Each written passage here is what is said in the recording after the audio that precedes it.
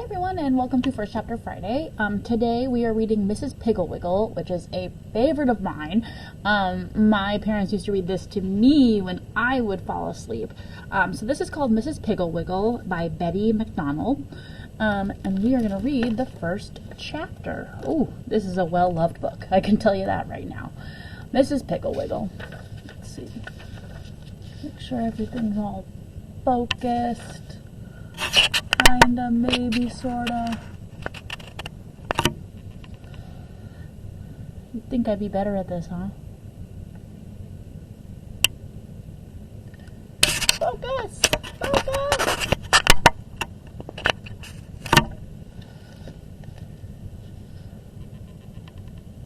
Okay, we're close. Here we go. Mrs. Piggle-Wiggle herself. I expect I might as well begin by telling you all about Mrs. Piggle-Wiggle, so that whenever I mention her name, which I do very often in this book, you will not interrupt and ask, "Who is Mrs. Piggle-Wiggle? What does she look like? How big is she? How old is she? What color is her hair? Is her hair long? Does she wear high heels? Does she have any children? Is there a Mrs. Piggle-Wiggle?" Mrs. Piggle-Wiggle lives here in our town. She is... Oh no! Well-loved book. Very small and has a hump on her back. When children ask about the hump, she says, "Oh, that's a big lump of magic. Sometimes it turns me into a witch, other times into a dwarf or fairy, or on special occasions it makes me into a queen." The children are all very envious of the hump, because besides being magic, it is such a convenient, fastening place for wings.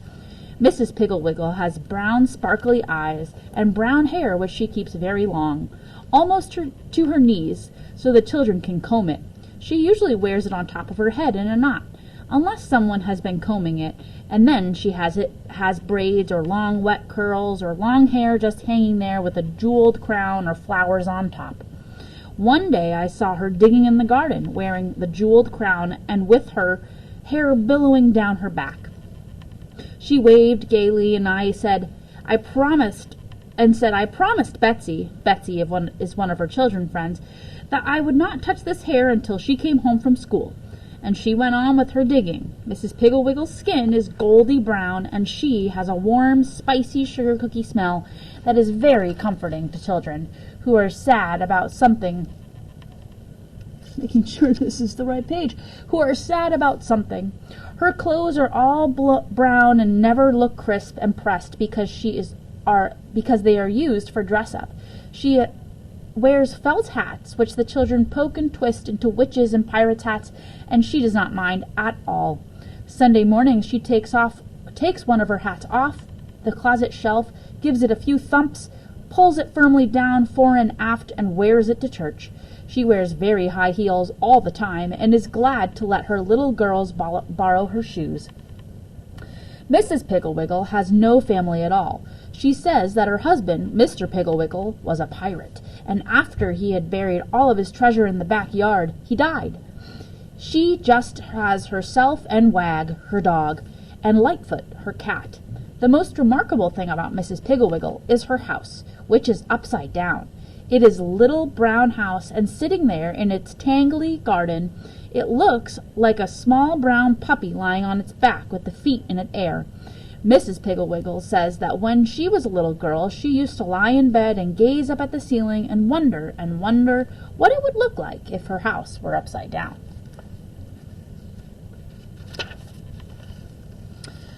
And so when she grew up and built her own house, she had built it upside down just to see. The bathroom, the kitchen, and the suitcase are right side up. They are more convenient that way. You can easily see that you could not cook on an upside-down stove, or wash dishes in an upside-down sink, or walk upside-down stairs. In the living room of her house is a large chandelier, and instead of being on the ceiling, it is on the floor. Of course, it is really on the ceiling, but the ceiling is the floor, so it is on the floor. And the children turn on the lights and then squat around it, pretending it's a campfire. Mrs. Piggle-Wiggle says that her chandelier is the only one in town which is put to any real use. Her bedrooms all have slidey boards in them, because if you will look up at your attic ceiling, you will see that slanty ceiling when you turn upside down makes a very fine slidey board. Also, all the wall lights are very close to the floor and handy for small children. For the first 5 or 10 years after the house was built, Mrs. Piggle-Wiggle climbed in and out of her rooms over the high doorways, but now she has little steps, which are just the thing to practice jumping. She gives the children chalk so they can mark on the rug how far they jump. Nobody knows how old Mrs. Piggle-Wiggle is. She says she doesn't know herself. She says, "What difference does it make how old I am when I shall never grow any bigger?" Mrs. Piggle-Wiggle's dog, Wag, has puppies every once in a while, and so she keeps a long list of names of children who want them on her blackboard in her kitchen. For Lightfoot, the cats, kittens, she has a long waiting list on the blackboard in the dining room. Mrs. Piggle-Wiggle's backyard is full of big holes where small boys dig for Mrs. Piggle-Wiggle's buried treasure, and her front yard is full of flowers, which the girls pick, jam into vases and place around her living room or carry to their teachers. Every child in town is a friend of Mrs. Piggle-Wiggle's, but she knows very few of their parents. She says grown-ups make her nervous. For the first year after she built her house, Mrs. Piggle-Wiggle lived there all by herself, except for Wag and Lightfoot, and she was very lonely. Then, one dark, rainy afternoon, when she was baking sugar cookies and thinking how much fun it would be if she knew someone besides Wag and Lightfoot to invite for tea, she happened to look out of her window, and there, coming up the street in the pouring rain, dragging a big suitcase and bawling, was a little girl. Mrs. Piggle-Wiggle wiped the flour off her hands and hurried right out into the rain and invited the girl in for tea. The little girl's name was Mary Lou Robertson, and she was 8 years old and quite fat, and she was running away from home. She told Mrs. Piggle-Wiggle all this after she had drunk 3 cups of cambric tea and eaten 7 sugar cookies. She said, "I'm running away from home because I hate to wash dishes. All I do is wash dishes. I am just a servant. Dishes, dishes, dishes. Wash, dry, put away. That's all I do. My mother doesn't love me at all. She isn't my real mother anyway. She probably got me out of an orphanage just to wash her dishes." Mary Lou began to cry again, so that the 8th sugar cookie got quite soggy before she finished it. Mrs. Piggle-Wiggle said, "Isn't she your real mother?" Mary Lou says, "She says she is, but no real mother would make you wash dishes. Wash dishes, wash dishes." "Now that's a funny thing," said Mrs. Piggle-Wiggle. "I mean, you hating to wash dishes so much because, you see, I like to wash dishes. In fact, I enjoy washing dishes so much that a cause of great sorrow to me is the fact that the only dishes I must wash are for Wag, Lightfoot, and me. 3 or 4 dishes a meal, that is all. When I wash dishes, Mary Lou,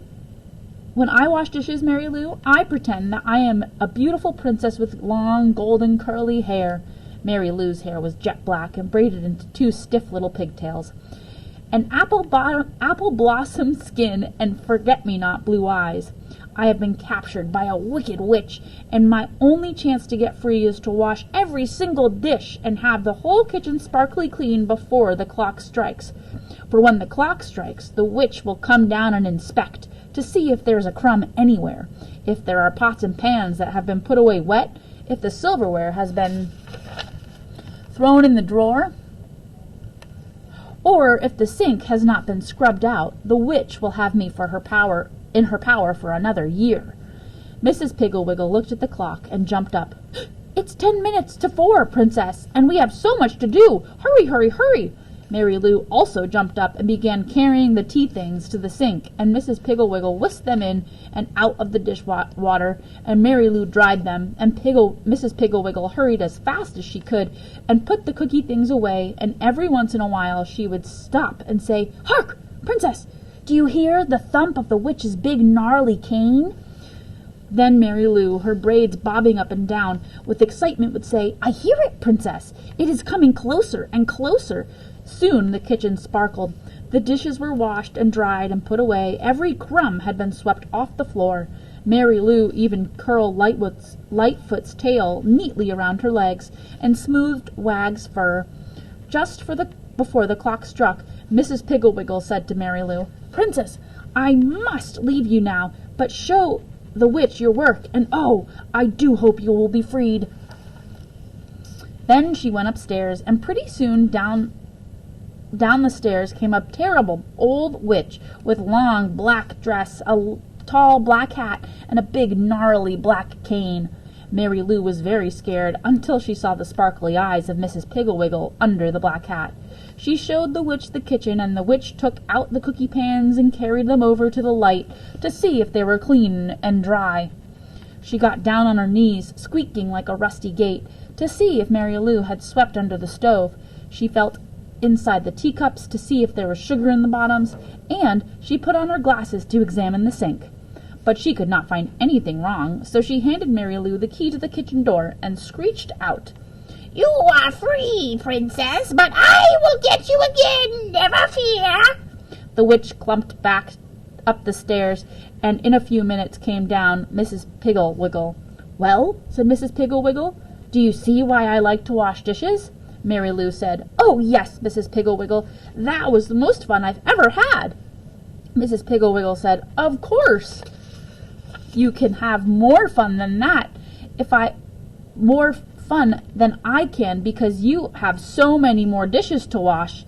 If I only had more dishes and could take longer, I would be a princess with curly yellow long hair, apple blossom skin, blue eyes, and a beautiful voice, and I would sing sad songs over the dishpan.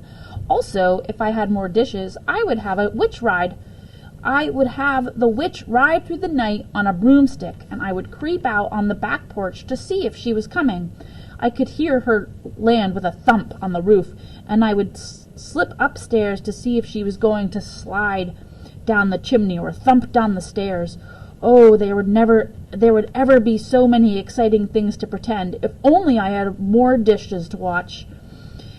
After a while it stopped raining and the sun came out, and Mary Lou took her suitcase and went home. That night her mother, it really was her mother, of course, almost fainted when she came out of the kitchen exactly 27 minutes after dinner, and Mary Lou was sweeping the floor, and all the dishes were washed and dried and put away, and everything was immaculate. Mrs. Robertson rushed in and called Mary Lou's father, and he came out to the kitchen and pretended to fall on the floor with surprise. Then he said to Mary Lou's mother, "I like your new maid, madam. In fact, she's so much better than that Tilly Slopwash who used to be here that I think we should invite her to the moving picture show some early evening." Then Mary Lou told them all about Mrs. Piggle-Wiggle, and Mary Lou's mother said, "Oh, yes, I remember seeing that odd house. She sounds like a charming friend. And if you are certain that she invited you, you may go over there after school tomorrow." The next day after school, Mary Lou went to see Mrs. Piggle-Wiggle. She took her best friend Kitty Wheeling with her, and Mrs. Piggle-Wiggle was very glad to see them, and showed them through her upside-down house, and served tea and cookies. Kitty said, her mouth full of cookie, "My worst trouble is bed-making. I just cannot get them smooth.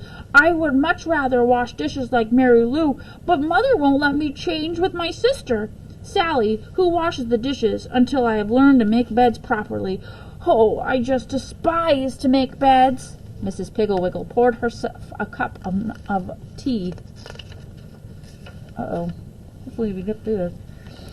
Gave a saucer of cream to Lightfoot and 4 cookies to Wag, then said, "If you think you have a hard time making beds, Kitty, imagine how hard it is for me. You see, the cruel queen sleeps in my bed every night and inspects them every morning. And if she finds a single wrinkle, not one as big as a pin, she will have me thrown in the dungeon. Come upstairs and I'll show you how I have to make the beds." They went upstairs, and Mrs. Piggle-Wiggle threw the covers clear off the foot of one of her own beds. Then she had Kitty help her make it, and when they finished, it was as smooth as the floor, no wrinkles. Mrs. Piggle-Wiggle said, "The secret is not to throw the covers way back. You simply cannot smooth up a bed, because if you do, there might be a wrinkle down by the foot, and of course the cruel queen will find it, and then down into the dungeon." Mrs. Piggle-Wiggle took the bed apart again, and said, "Now, Kitty, you and Mary Lou make a bed, while I tell the cruel queen you are ready for inspection." She went into the closet and shut the door. When she came out, just as Kitty and Mary Lou finished the bed, she was no She was no longer Mrs. Piggle-Wiggle, but the hungry, haughty, cruel queen. On her head she wore a glittering jeweled crown. Her hair hung down her back in deep waves. Around her shoulders she had a purple fur-trimmed robe, and on her face she wore a smile so cruel it made Kitty's teeth chatter. She stalked over to the bed and lay down. With her gold slippers she felt the bottom of the bed. With her ringed fingers she felt the top and the sides. She stood up with her scepter. She pulled back the spread to see if the pillows were wrinkled. Everything was fine. The cruel queen's face became convulsed with fury. She yelled, "Not a wrinkle! Not a single lump! I am furious, but never fear, little slaves. My day will come, and into the dungeon you will go. Come, my servants, we will go." Mrs. Piggle-Wiggle stalked into the closet. That was the beginning of Mrs. Piggle-Wiggle's friendship with the children. The next day Mary Lou and Kitty and Kitty's little brother Bobby and Bobby's friend Dickie went to Mrs. Piggle-Wiggle's for tea, and the next day they came and each brought someone else, and pretty soon every single child in town had been or was going to Mrs. Piggle-Wiggle's house. She showed Bobby how to sneak out and get the fireplace logs without being caught by Native Americans. She showed Dickie how a lawnmower is really a magic machine that mows down the enemy millions and millions at a time. She taught Max how to take out the ashes without making a sound and without leaving a trace, to show the train robbers who were on his trail that he and the sheriff had camped there that night. Mrs. Piggle-Wiggle certainly knew how to make work fun, and she also knew that there were certain kinds of work that children love to do, even though they do not know how very well. Like painting and ironing and cooking and carpentry. One day, at Mrs. Piggle-Wiggle's, there was 2 little girls baking cookies, one little boy baking a pie and getting flour on the floor and eating most of the dough, a little girl ironing in a very wrinkly fashion, all of Mrs. Piggle-Wiggle's clean clothes, 4 boys with paint on their faces and feathers in their hair, chopping, kindling, 2 boys painting the dog house, 3 little girls darning old pirate socks of Mr. Piggle-Wiggle's, and pirates everywhere, digging in the backyard, shooting and yelling, running through the house and grabbing hunks of raw cookie dough. Mrs. Piggle-Wiggle was sitting over in a corner of the living room, sewing on doll clothes. She was wearing the jeweled crown, and Kitty Wheeling was standing beside her throne, which was a chair with a tablecloth draped over it. Dipping her hairbrush in a glass of water and making Mrs. Piggle-Wiggle's hair into long, wet curls, Kitty said, "Your Highness, shall I use the gold or the silver hairpins?" Mrs. Piggle-Wiggle said, "Oh, let's use the ones with the diamonds on them, hairdresser. They look better with this crown." Just then the telephone rang, and it was some mother wanting to know what to do with her little girl who wouldn't take a bath, and that is how Mrs. Piggle-Wiggle got started with her wonderful cures. She told Hubert's mother about the won't pick up toys cure, Patsy's mother about the radish cure, Alan's mother about the slow eater tiny bite taker cure, and Joan's mother about the fighter quarrelers cure, Dick's mother about the selfish boy cure, Mary's mother about the answer-backer cure, and Bobby and Larry and Susan's mother about the never want to go to bedders cure. So, that's our first chapter. And this is Mrs. Piggle-Wiggle. So I hope you come by and grab the book, and I'll help you with that when you come to the library. Have a good day. Bye.